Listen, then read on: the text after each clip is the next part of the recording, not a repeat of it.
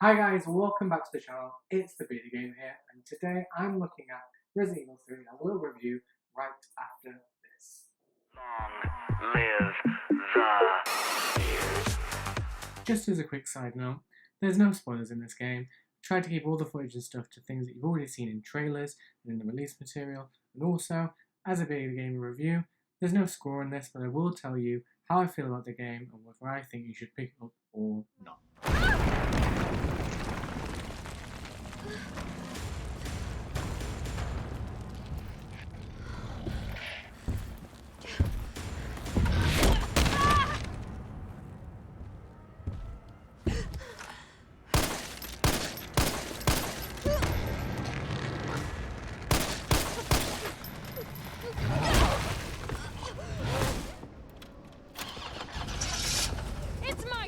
Bitch. So a young Beardy Gamer going to gaming because of three franchises: Metal Gear Solid, Silent Hill, and Resident Evil. I played the hell out of the 1999 release of RE3, so when I found out they were remaking one of my beloved games, I knew I was going to have to check it out. Oddly, a little like this clip, the game starts out with sass, balls, and action, but does turn into a bit of a car crash. Not to say that it isn't good though, as just like Nemesis, gets up and keeps going.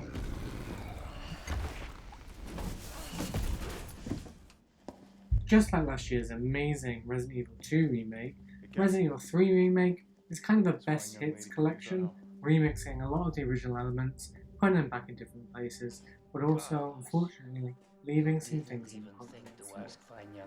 In Resident Evil 3, you play as Jill Valentine, member of STARS, Special Tactics and Rescue Squad. Her mission is to get out of Raccoon City alive while being chased down by the formidable Nemesis. It's Jill. Graphically speaking, Resident Evil 3 continues the precedent set by Resident Evil 2 last year. From character models to in-game cutscenes, the RE engine just blows me away with its levels of realness and fidelity. Kudos to the guy who did the fire rendering. It's really amazing, a thing of beauty in this game. Oh my god. In terms of gameplay, not much has changed since last year's entry. We still have the third-person over-the-shoulder angle. Combat is the same, however, there is a feeling that you're more powerful, which makes a lot of sense, seeing as you're playing a seasoned STARS member and not just someone at the top. This feeds into the more action-orientated style of the game, echoing its original 1999 version.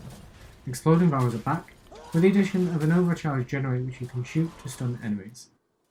Inventory management is still a large part of this game, juggling what you need to press forward with your ammo, weapons, and healing items. Puzzles return, although they're in a more diminished capacity compared to the original and last year's RE2 remake.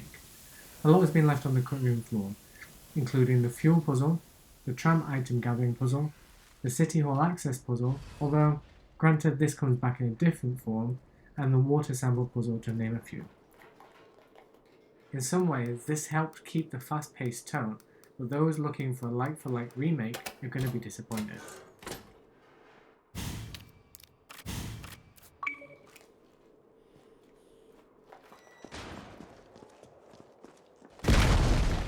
Now onto the star of the show, Nemesis himself. Nemesis handling in this game is all odd, and I think that's down to the fast-paced nature of this game itself. It goes from heart-pounding cat-and-mouse games to boss fight set pieces which lose the stalker tone set in the first half. But this is something that was the same setup in the original RE3. However, I feel like last year's phenomenon of Mr. X hurts the portrayal of Nemesis in his scripting because it could never live up to the brilliance of Mr. X from last year's game. Now, don't get me wrong, I love Nemesis, and I feel like he works really well in this game. I just feel like he's been hindered by RE2 and the amazing work that they did with the tyrant Mr. X.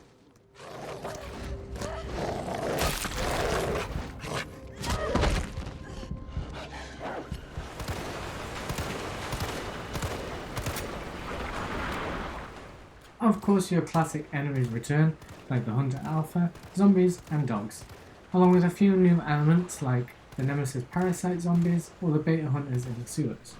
Weapons are plentiful, with your RE classics like shotguns and magnums, along with a new version of the grenade launcher that now features a mine-throwing element.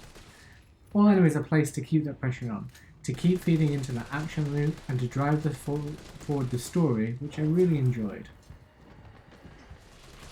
RE3 is an action-packed game. It's a little short, yeah, clocking in about 6 hours in the gameplay mark, but importantly, when I was playing it, I never felt like it was short. When I saw my game time, I was really surprised that I'd not spent as long in that game as I thought I had. I think that's down to the fact that you don't spend very long in one area, so you feel like you're seeing a lot more than you actually are. Did I enjoy this game? Oh yes. Would you enjoy this game? Well, that depends. If you're coming into this thinking it's going to be the same length as last year's entry, as a faithful like-for-like remake of the original with all elements and aspects, well, you're going to be disappointed because this game is not that. If you enjoyed last year's mixing up and retelling of a classic, updating its story to be making more sense than just because video games, and want an experience that feels like this is exactly how I remember this game being in my mind, then you're probably going to love it, like me. And for that reason, I'm definitely going to recommend that you pick this up.